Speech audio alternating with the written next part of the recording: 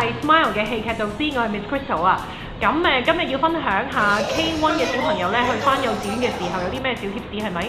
我就想同各位家長講咧，千祈唔好同佢講話媽咪去廁所先，我轉頭返嚟湊你下。嗱，一定唔可以呃小朋友㗎，因為一呃佢咧，佢一知道你咁耐都唔返嚟咧，佢就會爆喊㗎啦。咁所以咧，如果要諗一個小貼士嘅話咧，我會教大家咧教小朋友咧睇鐘。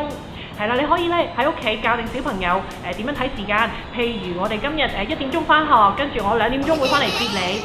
當嗰個時針咧畫一個圈，咁你就會見到媽咪㗎啦。